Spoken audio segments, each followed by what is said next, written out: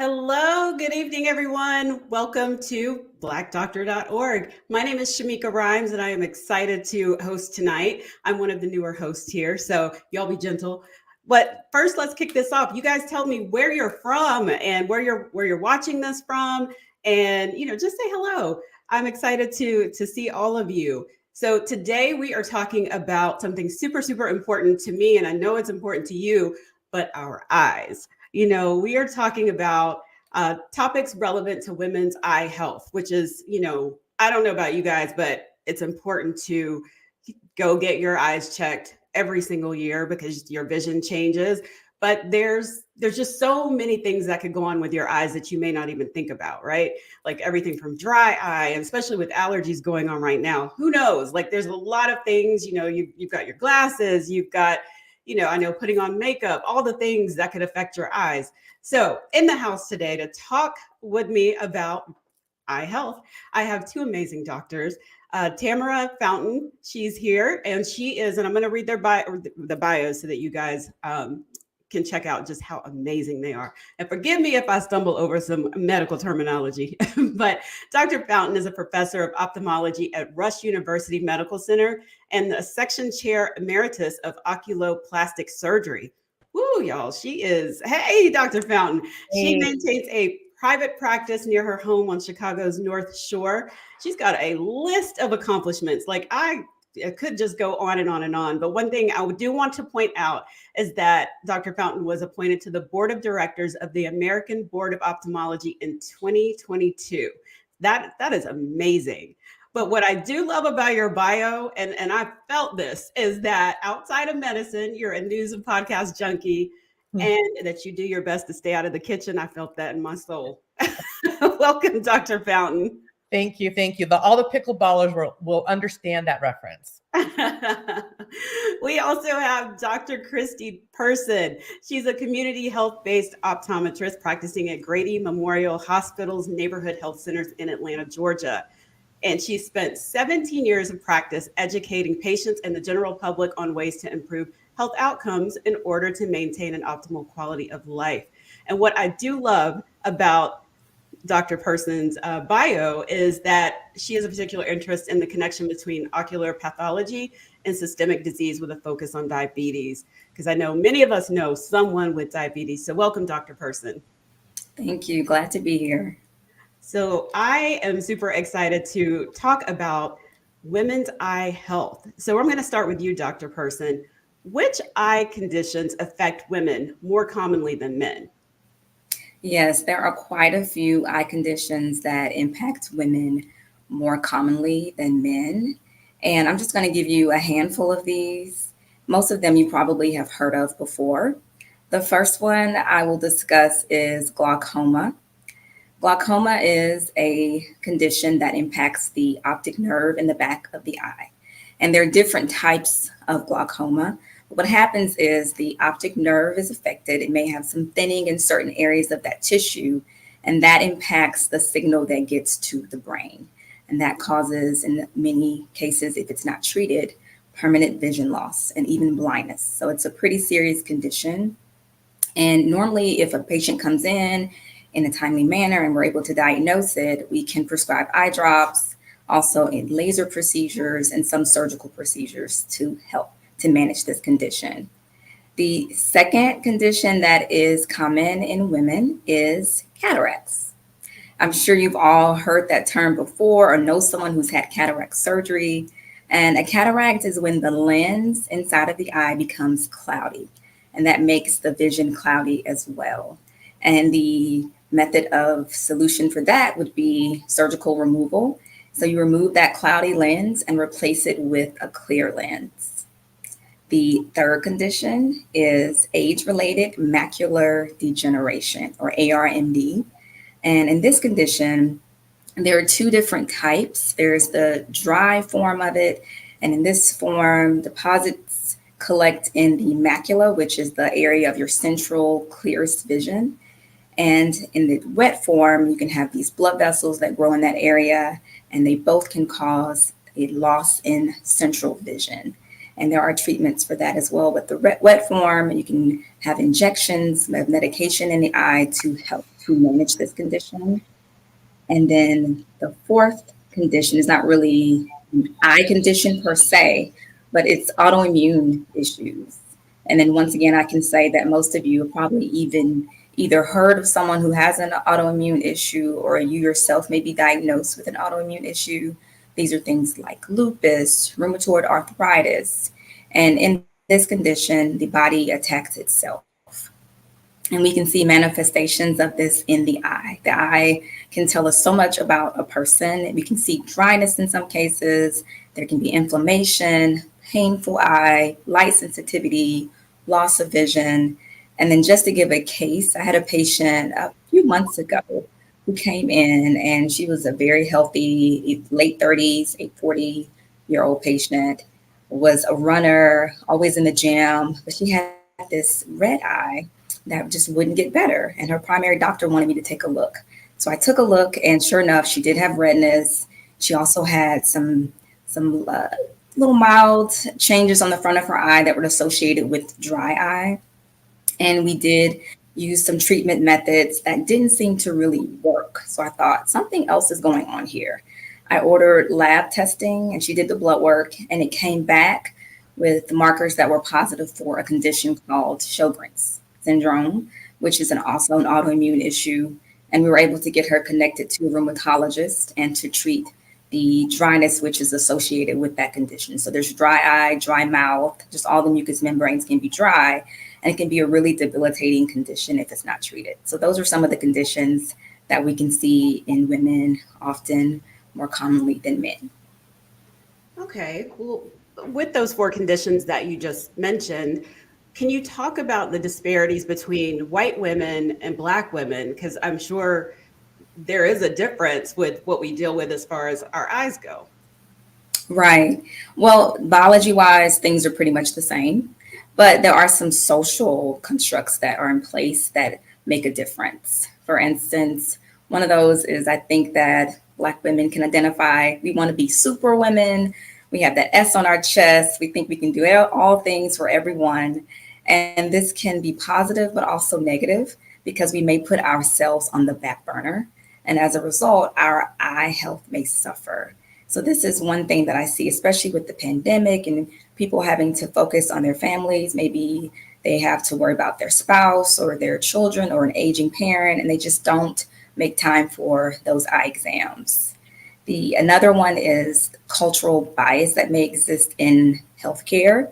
There are different types of biases, but there's one that's called implicit bias, which is where a healthcare provider may not even realize they are having any sort of bias towards a patient, but because of some background or some thoughts about a person's race or their religion, they may have some unconscious bias that may exist there, and it may affect the way that they treat that patient. There's also explicit bias, which is that more blatant in your face systemic racism that we may see, and that can impact the way that Black women access care. There's also a lack of representation in healthcare as it relates to minority healthcare providers. I know for optometry, the numbers are pretty low. It's less than 2% of optometrists identify as Black. That's a pretty low number. I think it's 1.8 was what I saw as the stat. And so with that being said, if the representation is not there, it may impact the way that patients can connect with and communicate with their provider. They may not have that shared background of being Black or being a woman. So that's another one. And then there's also the social determinants of health that we are aware of. There are things like housing insecurities and transportation issues. So if you have those things going on, you are not prioritizing getting your eyes checked. It's just not going to be on your list. And then also there's food insecurity. So if you don't have access to good, healthy, nutritious foods, then you may have a higher prevalence of things like diabetes and high blood pressure, which can also impact our eyes. And we can discuss that a little bit more later. Okay. Yeah, I actually have a Black eye doctor, and I just found out that she's leaving the practice, and I'm like, where are you going? I'm coming too. Because like you said, it's rare. Like I was so excited when I found her. So, and I don't think in the area where I live that there are many here at all. Exactly. Dr. Fountain, let's switch it to you. Let's pick up on the autoimmune conditions that Dr. Person mentioned. When someone reports that their eyes are red all the time, what can they do and what does that mean? Well, first of all, a red eye could be something related to a new cat that you just got in your house, or it could be a brain tumor causing a backup of blood vessels into your eye. So, a red eye, the vast majority of the time, is something relatively benign. But when a person presents to us or comes to an eye doctor, like Dr. Person and myself, there's a lot of different things that a red eye could be. And I like to think of it as within three categories. The eye is either inflamed, the eye is infected, or the eye is engorged. And inflammation is probably the most common. And inflammation is part of when we're talking about autoimmune disease. As Dr. Person said, the body's immune system inappropriately turns on itself and sees some aspects of the body or something in the tissues or something in the blood as a foreign invader, and it sicks its defensive weaponry, the white blood cells in our body, on this perceived foreign invader, and that's where we get all of these problems. So red eye, I like to just try to, when I see a patient with a red eye, get a little bit more story from them. That will help me to identify which of those three buckets does this person's red eye fall into. But I'd say the top, rather relatively benign issues that cause a red eye are allergies, inflammation around the eyelid edges, and dry eyes. Paradoxically, sometimes dry eyes can cause your eye to be tearing all the time. But when we think about it, most of us, we wash our bodies on a regular basis. We wash our hair on a regular basis. We're getting soap and water on our bodies almost everywhere, except right near the eyelid edges. Because, of course, soap burns your eye. So who wants to get soap near their eye? But we can get a buildup of oils on our eyelashes. So there's makeup removers that don't burn, and there are specially formulated soapy pads that we can use to cleanse our eyelid edges. And people who have a lot of itchiness and redness and a little bit of discharge almost always could benefit from a little more attention to soap and hygiene around their eyelid edges. Again, it's not an indictment or an accusation that people are unhygienic. It's just natural human tendency to not want to get soap near your eye. So we see that a lot in our patients. And sometimes the red eye can be helped dramatically with cleaning the eye on a regular basis, making sure you get all your makeup off, make sure you get those oils off. Heat treatments and heat compresses can also help at times as well.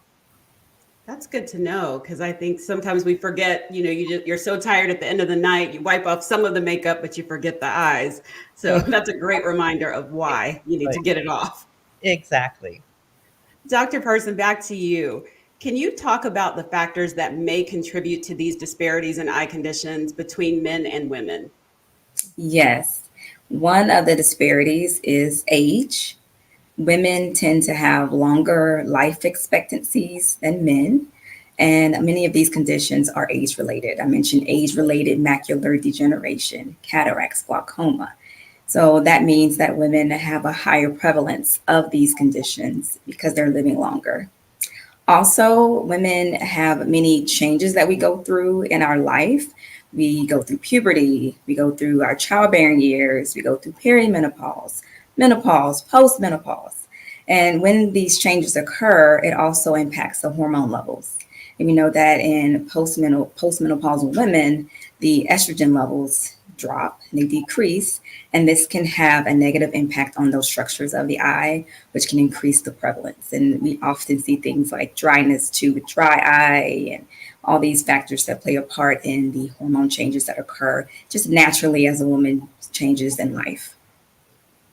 Wow, that just answered the question that I was going to ask you about. Does like perimenopause or menopause affect your eyes? Because my eyes are dry, and that explains it. Yes.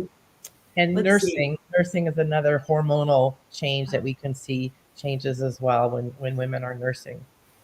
Wow. I had no idea.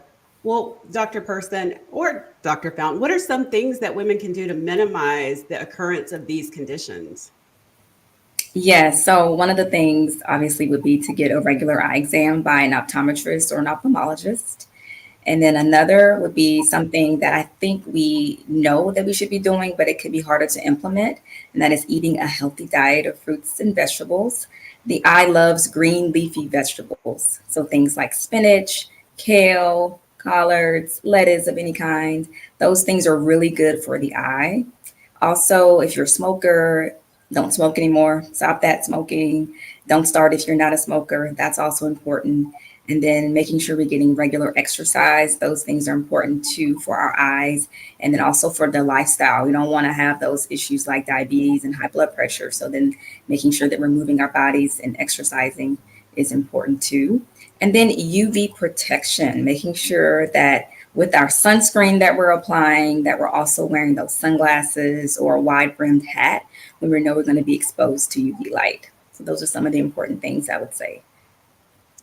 So, you know how when you're growing up, this is so random, I just thought about this, but when you're growing up and your parents and even teachers are saying, you got to eat carrots so you can see, or so you can see better. Is that true? Yes, It yes. is. Okay. I think there are a few. I hate the term old wives' tales about eyes. You know, like four eyes, and people like to read all the time.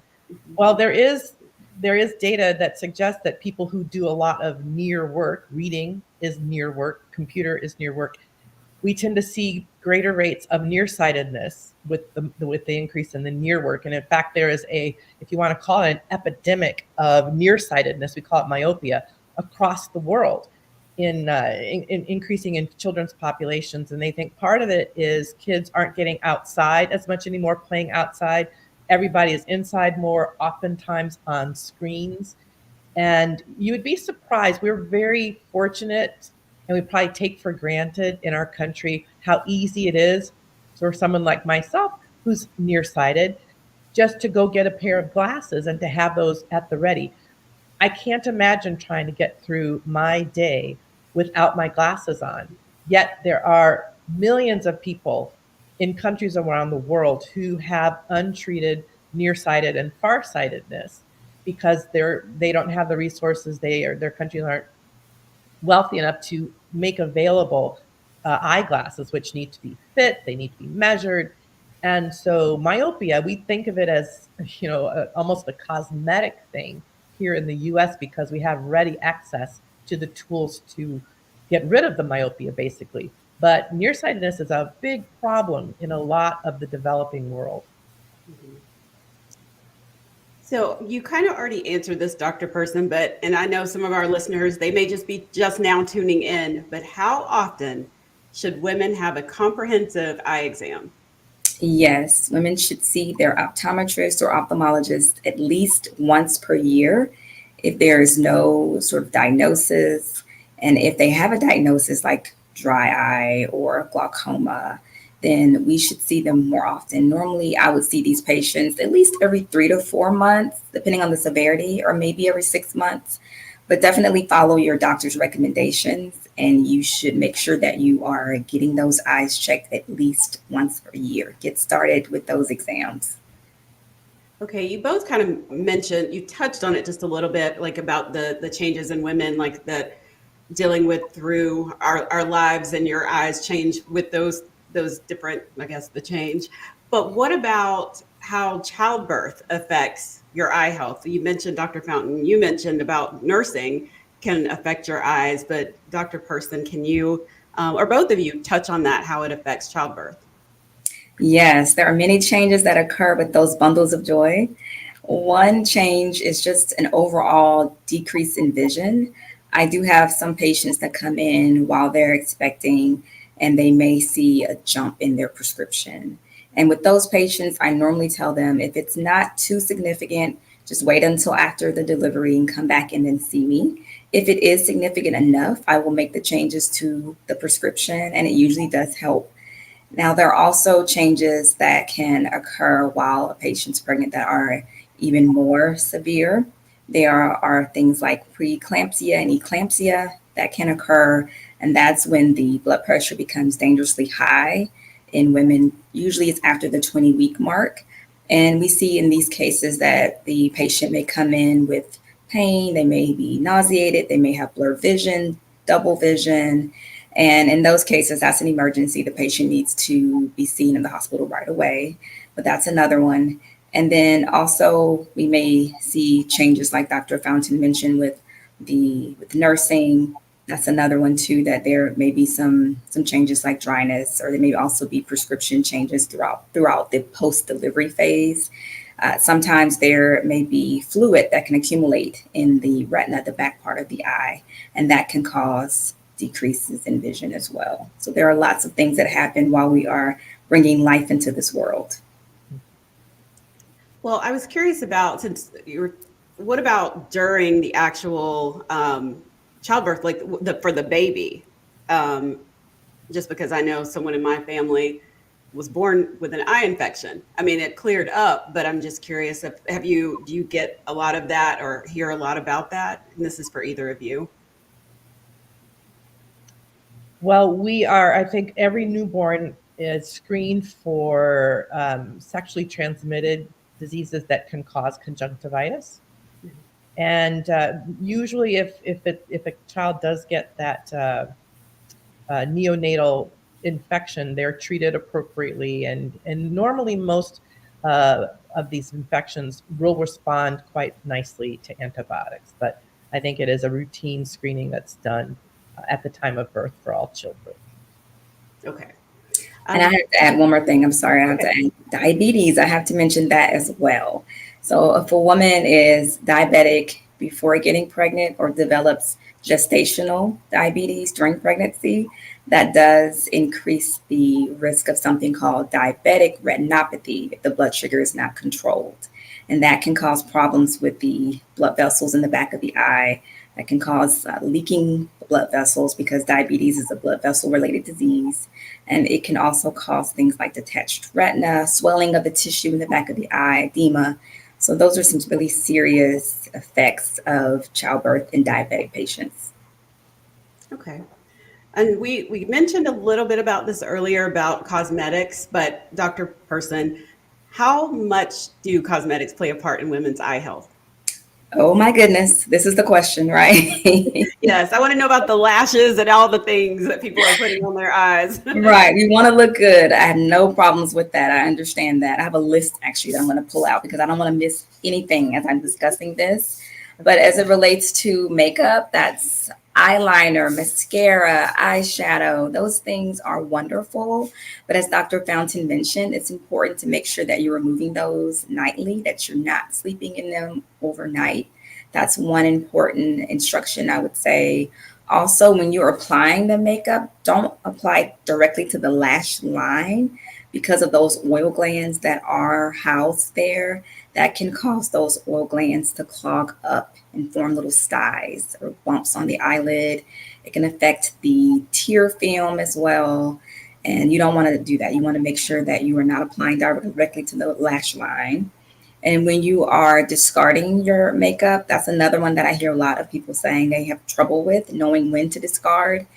Really, it's recommended that you discard your eye products at least every 3 to 6 months. And that's important because bacteria can live in those containers, and that can cause infections that you do not want to contend with. So that would be another one. Also, don't share makeup. This is for probably more of our younger listeners, like our preteens and teenagers, but don't share makeup for the same reason. You can spread infection that way, and you do not want type of infections that can occur. Also, with those lashes, you mentioned, Shamika, those lashes, I usually tell my patients that if you can, reserve those for special occasions. But of course, if you want to wear them, just make sure that you are being responsible, that you are going to someone who's reputable. If you're getting the eyelash extensions, if you're doing them yourself at home, making sure that you're careful with the process of applying adhesives, because that can damage those follicles on the eyelid. That can cause loss of eyelashes. That can cause irritation from that adhesive. So just being very careful about how you're applying those lashes, no matter if they're artificial, just regular artificial lashes or the extensions. And then also, I wanted to touch on contact lenses. They can be considered cosmetic as well. I'm a contact lens wearer. I wear daily contacts, so I dispose of mine every single night. But there are different types of contact lenses. There are 2-week disposables, there are monthly disposables. And with that, I just recommend that you follow your doctor's orders. So if you have a monthly lens, for instance, don't try to stretch it out until 3 months or 6 months. I've I seen feel like you're talking to me right now. Don't do that, because I've seen some pretty nasty infections in my chair. I don't really do contact lens management now, but in my previous management with patients, I had patients who came in and they had these corneal ulcers that were hard to treat. They can lead to permanent scarring on the cornea. They can lead to permanent vision loss. It's just not worth it. And then for that, there are some other little things I want us to be aware of too. Don't swim in your contact lenses. Don't shower in your contact lenses. Make sure that if you are wearing contact lenses for extended wear, meaning like monthly lenses that you can just keep on, make sure at least every 6 to 7 days that you take those contact lenses out and let your eyes breathe and get some oxygen, because that once again can increase the risk of infection if you're just using them for 30 days straight. I've seen that too. And then when you're storing your contact lenses overnight, if they're 2-week or monthly disposables, make sure that you're using fresh contact lens solution. That's a big one too. Do not use saliva. Don't use water. I've seen all of that. Ask me why I'm saying this, because I've seen it all. Don't top it off with water. Make sure that you're using fresh solution every single time, and that will decrease the rate of infection significantly. And I would also say that you should invest in a pair of glasses as a backup. If you don't have a pair, make sure that you buy some, because you don't want to be dependent on only your contact lenses. If something happens, like allergy season right now with the pollen, and you can't put those contact lenses in, you need a backup plan for sure. And then one other thing I want to be mindful of too is when we are applying any sort of creams around our eye, like you're using any sort of retinoids or anti-aging creams, just be careful around that sensitive area of the eye. You don't want to put any products there, because that can also lead to lots of problems that you don't want. So those are some of the things that I would say would be important to note as it relates to cosmetic wear. Well, I just have a question about that, about the showering with your contacts. I've never heard that before, so I didn't know what happens because I'm guilty of that. What happens if you do? Yeah, there's a bacteria that exists in that water. There's something called acanthamoeba that we sometimes see, more so in patients who are like going and swimming in lakes, like freshwater lakes, that sort of thing. But it's still not recommended that you shower in your contact lenses either. Okay, noted. I'm taking them out as soon as we're done. All right. And what about sleeping? I don't actually deal with contacts nearly as much as you do, Dr. Person. What do you recommend to your patients about sleeping in their contacts? Yes, so if you have the type of contact lenses that are approved for overnight wear, then by all means do so. Just make sure that you are taking those out every 6th to 7th day. There are certain lenses, there are a few that are recommended that you can wear them for up to 30 days, but still at least once a week, give your eyes a rest, pull those glasses out, and just give your eyes a break from the contact lenses. But it's fine to sleep in them if you have the kind that are approved for that. If you do not, then the material is not breathable enough and you run the risk of infection. And how often do you suggest throwing out your contacts, the container that you're putting it in? Do you suggest, like, if you're monthly, supposed to swap them out monthly, like I'm supposed to, is that when you should throw it out and then get another case? Yes, I would recommend doing it just like that. Okay. All right. All right, Dr. Fountain, your turn. What do you think about fillers and Botox? Because I hear a lot about, different uses for Botox, especially for those that have migraines, and even those that are just wanting to, look younger, preserve their looks, or, whatever their reason is. And when would insurance cover those type of treatments? All right, so let's just start at the top. Botox and filler, what they have in common is that they are injected underneath the skin. But that's about where the commonality ends, because they're very, very different products. And Botox is sort of like Kleenex. It's a proprietary word for one of the types of generic botulinum toxins. That's the kind of class of drugs that Botox is one of those. And ophthalmologists were the first physicians to utilize botulinum toxin back in the 80s. It was purified, and many people probably have heard of botulinum or botulism, which is where an organism, it's an infectious organism that caused people to die in poorly processed and canned foods. This is not like that at all. It's synthetically made, it's very safe, and it's a very small dosage, but that's kind of the source of the common root of botu in the botulinum toxin. But it does temporarily prevent our nerves from talking to each other, and it causes a paralysis, again, that's temporary. And ophthalmologists were using botulinum toxin on people with involuntary muscle tics around their eyes. We call it blepharospasm. And we were also using it for people that had crossed eyes. We wanted to preferentially paralyze the muscle and try to bring the eyes in alignment. And in the involuntary spasms, we were trying to paralyze those muscles so that people could keep their eyes open. So when you have involuntary eyelid spasms, you could be driving and a spasm hits you and your eyes are clamped shut and you can't open them. So these are potentially very serious problems. And so we were some of the first physicians to use botulinum toxin. And as it turned out, as some discoveries happened in medicine, Viagra is another one where Viagra was a different type of medicine. And it just so happened that people who took it for the blood pressure, I think it was, had other interesting things to tell their doctors about Viagra. But in botulinum toxin, people would come back and say, hey, doc, not only are my eyes open, but I think I look a little younger too.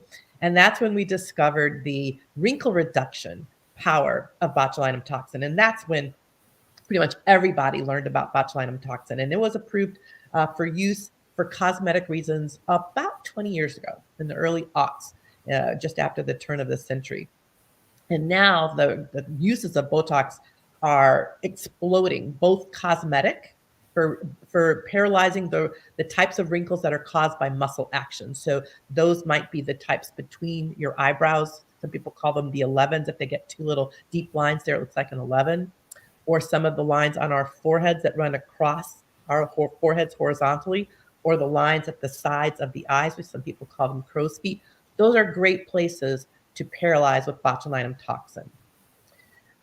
When it wears off, people come back and they get it done again. And we can also use it, as I mentioned, for functional reasons and things like migraines, people who are wet the bed at night. I mean, there's just a lot of uses for botulinum toxin these days.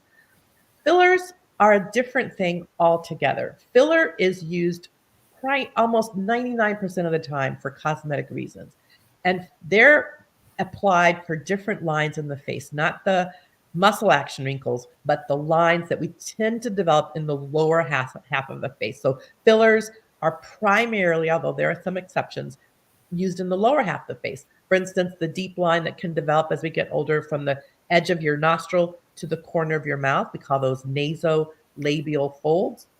Or for the lines that go from the corner of your mouth towards your chin, we call those mesolabial or marionette lines. Or maybe a little bit of loss of volume around the lips and creating the little lines and wrinkles in the lips, and you can plump those up. So filler is meant to replace the volume that we tend to lose a little bit of as we age. People will get filler in their cheeks to give a little plumpness to the cheek area as well. And filler, because to be a filler, it's a little bit thickened, and that thickness can, in very, very, very rare circumstances, clog an artery and cause a stroke. And so it's something to keep in mind, and it's something to ask your doctor or provider about, and to always seek out providers who have experience in injections, whether it's for botulinum toxin or for fillers. And so there are two different things. They can be used cosmetically. Botulinum toxin also has functional uses. But again, experience is probably the biggest piece of advice I would give anybody in the listening and watching audience to, if you're going to go down this road, to dip your toe in the pool, so to speak, of injectables, is to get somebody who is familiar with doing these things in this setting. I'm going to jump around here a little bit. I didn't realize we're almost out of time, but I wanted to make sure I get this question in. So, Dr. Fountain, you've seen some women who tell you that their skin looks great, but their lids are puffy. But we also know that some women think about getting their lids done. And who performs the surgery? Is it a plastic surgeon or an ophthalmologist who specializes in eyelids? Like, what is your advice? Yeah, puffy lids are one of the more common things I see in my practice. And there are different types of puffy lids. But I think the type that people generally don't like as they get older, if you were born with a hooded eyelid, it's more common as we all get older. We lose a little volume. Our skin thins and it drapes and it sags in a different way. And some people will not like the feeling of the kind of saggy skin on their eyelids. And sometimes they'll feel like the skin is blocking their peripheral vision, or they just, the skin is sagging over the place where they like to put that makeup that we were talking about earlier in the show. And so there is a procedure, sometimes lay public might call it a lid lift, but it's technically called a blepharoplasty, blepharoplasty, if you want to look that up. And in that procedure, we are trimming some of the overhang of skin back. We may also be removing some fat that might be bulging beneath the skin that women don't like because it kind of messes up their little platform. So that's a fairly straightforward procedure that can be done in an office-based setting. It can be done in an outpatient-based setting. The types of surgeons, obviously, ophthalmic plastic surgeons are the people suited for this area within ophthalmology.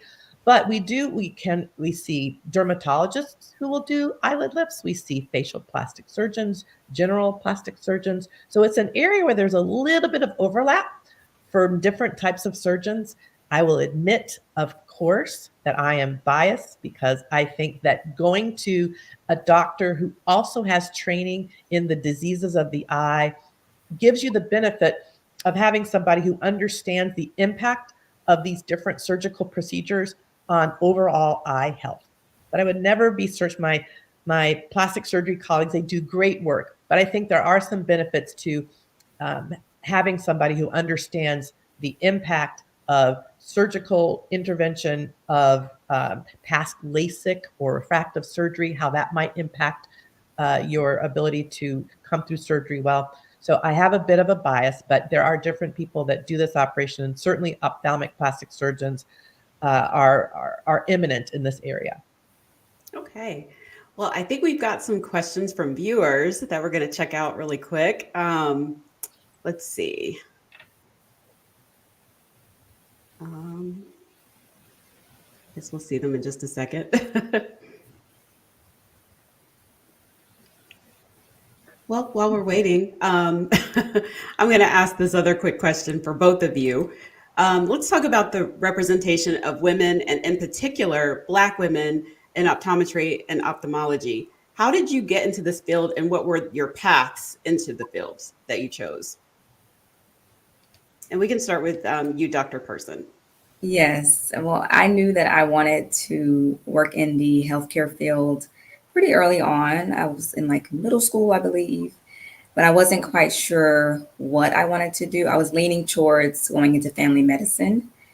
And then in late high school, early college, my father, who was diabetic, had eye issues related to that.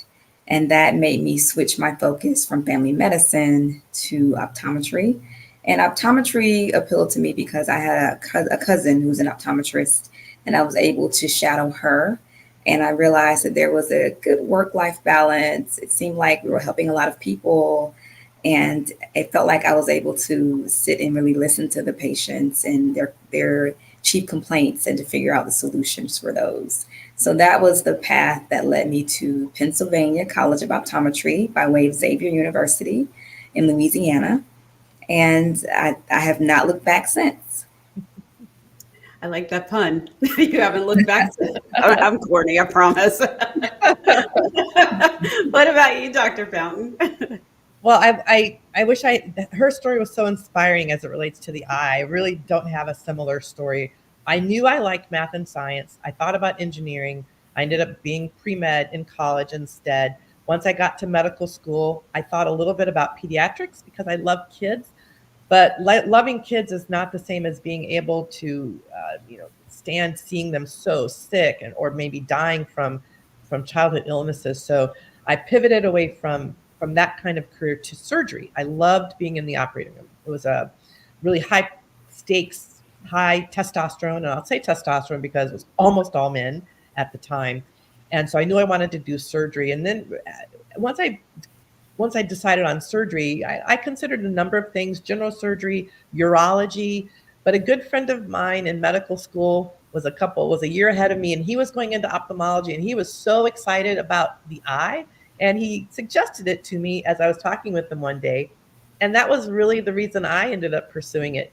But I realized actually, ophthalmologists are very much microsurgeons. Our eyes are small, and we generally work under a microscope to do cataract surgery or glaucoma surgery or retina surgery. And I had to admit, during my residency, that oculoplastics, which takes you outside of the eye to the tissues and the bones around the eye, but not in the eye, I realized that within ophthalmology, that area appealed to me more, which kind of spoke to my original roots of thinking of something more general surgery. So luckily for me, within ophthalmology, I was able to find something in ophthalmology that was a little bit more broad and macro as it relates to actual surgery. I'm always interested in how people find their lane, their fields, and I like you guys are inspiring. If I wasn't squeamish, I would totally go into medicine. Don't feel bad. The first time I ever saw somebody cut on an eyeball to do a cataract operation, I swooned just a little bit. So don't feel bad. Don't feel bad. Well, I think we're going to bring up the question. Rebecca McGee wants to know, how do neurological conditions such as migraines affect your eyes and eye health? And we can just start with you, Dr. Fountain. There's definitely, not all people with migraine headaches experience the visual aura, but it is very common. I'd have to look it up to see what percentage, but various patients will describe almost like a kaleidoscope that it might precede the actual headache, or it's a little visual disturbance that is a little trigger for them, kind of like, your grandmother would rub her joints and say, "Oh, we got a rainstorm coming." That barometric pressure was changing. It was like the trigger. Yeah, you can feel it too, not just the grandmas. And so sometimes this visual aura can be like a little sign of like, "Oh my God, my migraine's coming on." Mm-hmm. Migraines, we think, are related to spasms in blood vessels that restrict blood flow as a general rule. And so it's not surprising that we might see visual disturbances as part of our migraine headaches. Dr. Person, did you have anything to add? That was my answer, actually. The R. I will say one thing, though, for patients who are taking migraine medicine, like Topamax, for instance, they should have their eyes checked on a regular basis as well, because there are studies that show that there's an increased risk of something called angle closure glaucoma, which can affect the drainage structure of the eye, and then that can lead to major problems too. Some of the symptoms for that would be headaches, or whether you have headaches already, but increased frequency of headaches. It could be halos around, lights. It could be just nausea. So those are some of the things that we would want to look out for if you're taking migraine medicine.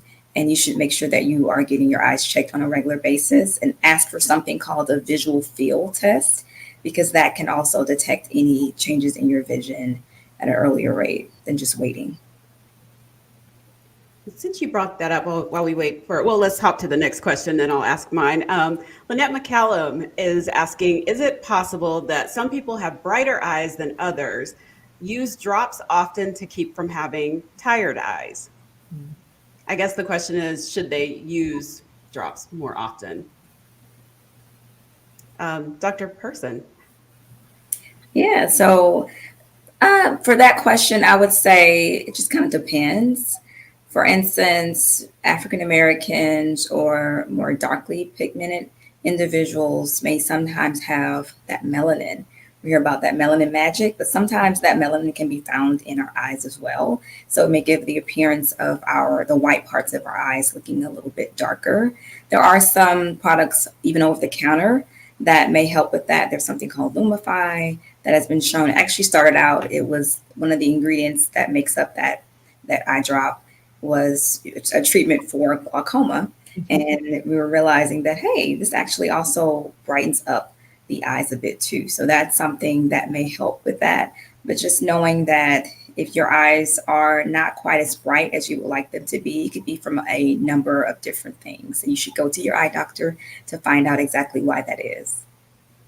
Dr. Yeah. Fountain. I would just add to that great answer that in general, and Dr. Person probably treats this more than I and might feel a little bit differently, but in general, I am not a big fan of get the red out drops, like certain types of Visine drops. Because and the reason for that is, as Dr. Person's alluded to, if your eye is red constantly, there's a reason for that. And we would like you all to come in and see an eye care provider to make sure that there isn't anything wrong. And we don't want to use the get the red out drops to mask something that might need medical attention. But I think we love the bright eyes of, newborn babies have the whitest of eyes. But as Dr. Person was saying, in general, as we all get older, we lose that kind of brightness in our eyes.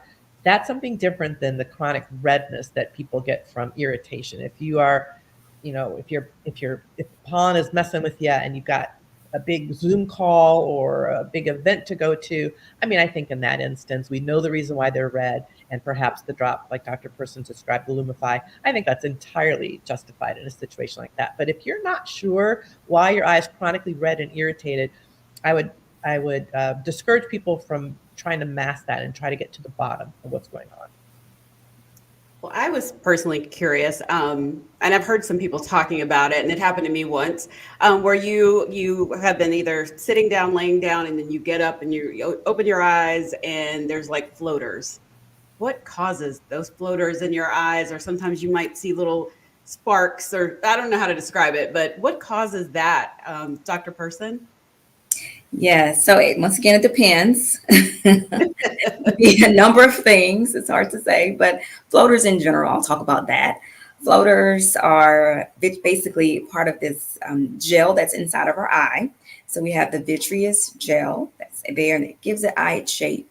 And sometimes you'll see little parts of that gel just kind of float along, and you'll see what looks like a little dot or little lines. And that is why you're seeing that. And it's just something that we see more frequently over time. As we have more birthdays, we start noticing floaters more often because the structure of that gel starts to change and become more liquid. And that's one of the things we see. We also may see little flashes of light that go off too. So that is what that is, but it can come from various reasons. One of the things I will say, though, if you see those, then it can be concerning for a detached retina. So it's important that you, once again, see your optometrist or ophthalmologist immediately to get that checked out, because that is considered to be an emergency and needs to be referred to a retina specialist if it ends up being a detached retina, which can cause sight loss. Okay. Dr. Fountain, did you have anything to add for that one? Just that it's not uncommon for people in getting into their 40s, 50s, 60s for that gel that Dr. Person described. As it gets liquefied, it can just pull away from the retina. The retina lines the inside of the eye, and inside of the eye is the jelly. And the jelly and the retina are they're kind of stuck together in youth. But as the composition of that vitreous changes, it can pull on the retina, and that pulling, that traction, is what creates it creates the same signal as when you see light. And so when we see floaters is one thing. When we see floaters and flashing lights, you could be having what we call a posterior vitreous detachment. It's not the same thing as a retinal detachment, but that pulling on the retina in some cases could make a little hole in the retina. And then you're at risk for having fluid get through that hole and detach your entire retina. So a wave of floaters with flashing lights is an urgent situation, and you should seek medical attention right away, particularly for the flashing lights, because we want to be able to make sure that your vitreous hasn't pulled a hole. And if that is the case, if you go in and you are found to have a little hole like that, the doctor can simply laser around it, kind of tack it down, if you will, so no fluid can get there and detach the retina. So it's a very easy fix, but we have to get it and find it quickly. Wow, thank you. Because it scared me one day when it happened, and I was like, maybe I'm dehydrated. I didn't know what it was, but thank you guys for explaining that. Well, I think our time is up. This has been an amazing conversation. I want to thank Dr. Fountain and Dr. Person for joining me here today on blackdoctor.org. And if you guys out there watching know of somebody that needs to hear this conversation, or if you have other questions, make sure that you get those to us. And yeah, so any last parting words of wisdom, Dr. Person or Dr. Fountain? I would just say the same thing we've been saying this whole session, and that is to visit your optometrist or ophthalmologist for an eye exam. Don't put it off. And with the summertime coming up, we are going to be celebrating different things, graduations, weddings. Be careful around champagne corks. There's a proper way to remove a champagne cork. And you can get information about eye health and safety from eyesmart.org, EYEsmart.org. It's an open source portal for all sorts of information about eye safety, and particularly around July 4th. Be very careful with your fireworks. All right, there you have it, you guys. Take care of your eye health. It is very, very important. Thank you both again for joining me here on blackdoctor.org, and I will see everybody later.